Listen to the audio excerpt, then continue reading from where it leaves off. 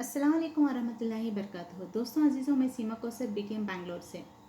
दोस्तों, हाल ही में अमीर शरीयत के साथ तमाम उलमा मिलके एक फजर के अज़ान के बारे में एक डिसीजन और एक फ़ैसला सुनाए।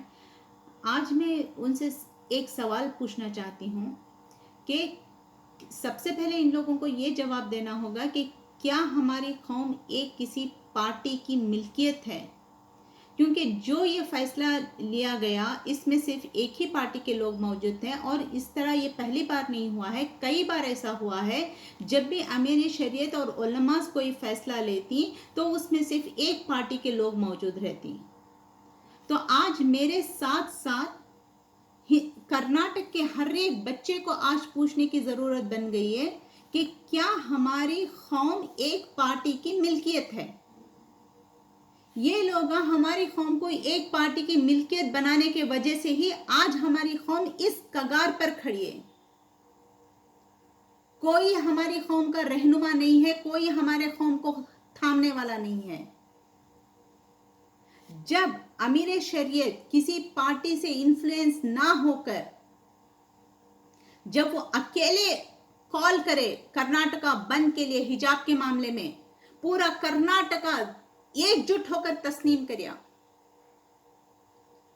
भले ही उडुपी के मामले में एसडीपीआई वाले अपने मुफाद के लिए, अपने पॉलिटिकल गेन के लिए वहां पे गेम खेल के सारी कौम के बच्चियों को हिजाब के लिए प्रॉब्लम क्रिएट कर डाले, वो अलग चीज है। मगर कोर्ट का फैसला आने के बाद सुप्रीम कोर्ट को जाने का हमारा हक था।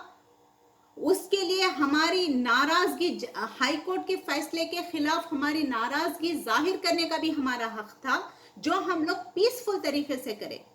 कई लोग अमीर शरीयत को और बाकी उलमास को ब्लेम कर रही हैं और फना फना बातें कर रही हैं कि तुम्हें इस तरह से करने की वजह से आज बजरंग दल वाले, शिवराम सेना वाले ये कर रही, वो कर रही, इतने सारे इश्यूज उठा के ला रही। उन लोगों से एक ही सवाल पूछना है हम लोगों को, जो लोग ये इल्जामात लगा रही हैं अमीर शरीयत के ऊपर और हमारी कौम के ऊपर, और बजरंग दल और श्री राम सेना वालों को पूछने की जरूरत है। जब शबरीमलाई का कोर्ट का ऑर्डर आया तब क्या वो कोर्ट के फैसले को माने? क्या वो शबरीमलाई का प्रोटेस्ट करके, हम लोग तो भी एक टायर नहीं जलाए, पीसफुल हमारे घर में बैठकर हमारी नाराजगी का इजहार करे। मगर शबरीमलाई के केस में क्या करे, ये हिंदुत्व के जो रखवाले कहलाते हैं अपने आप को, वाटर कैनन स्प्रे करना पड़े और फायरिंग तक करनी पड़ी वहां पे पुलिस को, मॉब को कंट्रोल करने के लिए। इस तरह का प्रोटेस्ट तो हम लोग नहीं करे ना, और वो भी सुप्रीम कोर्ट गए। जब उन लोगों को इस देश के शहरी होने के नाते अगर हक है प्रोटेस्ट करने का, सुप्रीम कोर्ट को जाने का, हाई कोर्ट का फैसला ना मानते हुए, तो हम लोगों को भी हक है कि हाई कोर्ट का फैसले को नाराजगी एतराज करें और सुप्रीम कोर्ट को जाएं। तो फिर सुप्रीम कोर्ट बना ही इसलिए है। मगर आज आप लोग अमीर शरीयत के साथ साथ जो भी उलमा एक पार्टी के लोगों को लेके, एक पार्टी के से इन्फ्लुएंस होकर आप जो फैसला सुना रहे हैं, जो गलत इंफॉर्मेशन दे रहे हैं हमारे कौम को, हम लोगों को 45 रेसिडेंशियल एरिया में 45 डेसिबल और कमर्शियल एरिया में 55 डेसिबल साउंड की इजाजत है, जो हमारा सुप्रीम कोर्ट का ऑर्डर है। और कॉन्स्टिट्यूशन हम लोगों को हक देता है कि हर हिंदुस्तानी को अपने अपने रिचुअल्स परफॉर्म करने का। तो इसके लिए लड़ने की ताकत खत्म हो गई है आप लोगों को।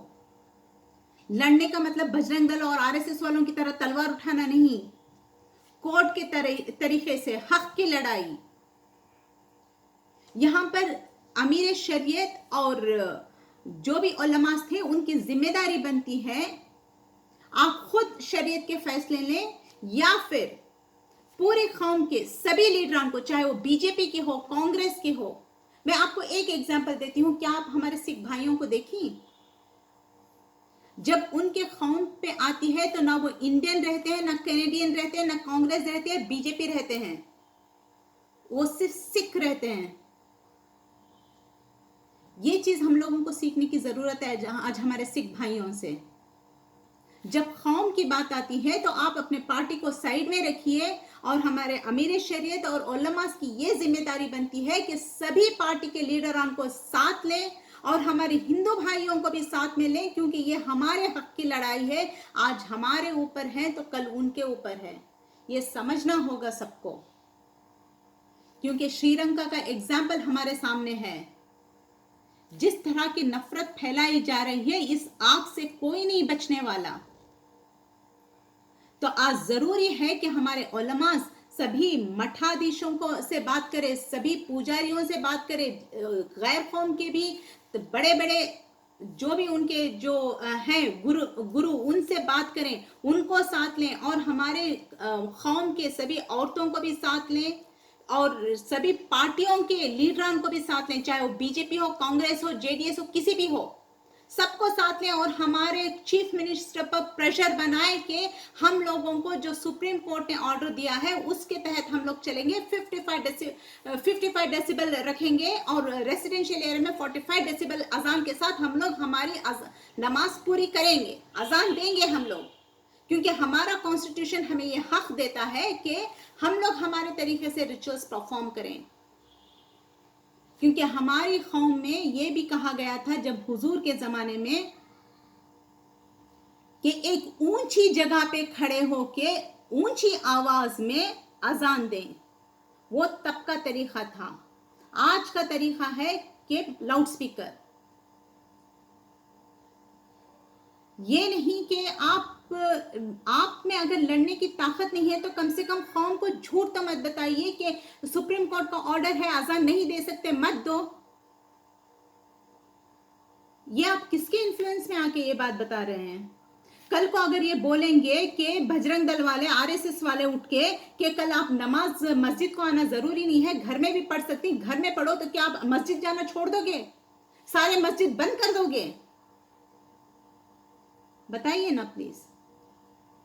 तो आपका ये हक बनता था, आपका ये जिम्मेदारी बनती थी कि आप सबको लेके जाएं और चीफ मिनिस्टर पर प्रेशर बनाएं कि क्या इस कौम में लॉ एंड ऑर्डर है, इस देश को, इस कर्नाटक को क्या कानून चलाएगा या फिर आरएसएस, बजरंग दल वाले, शिवराम सेना वाले या मुतालिक चलाएगा? कौन चलाएगा इस स्टेट को? ये पूछना चाहिए था, ना कि आप लोग, आप में तो लड़ने की ताकत खत्म ही होगी और कौम को भी आप गुमराह कर रहे हैं।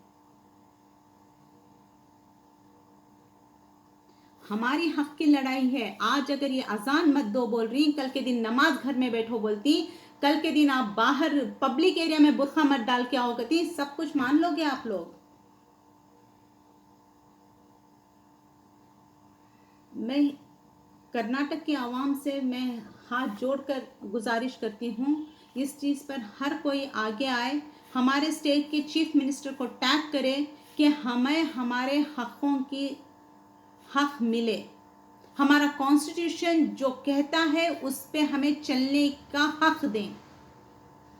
अस्सलाम वालेकुम रहमतुल्लाहि व बरकातहू।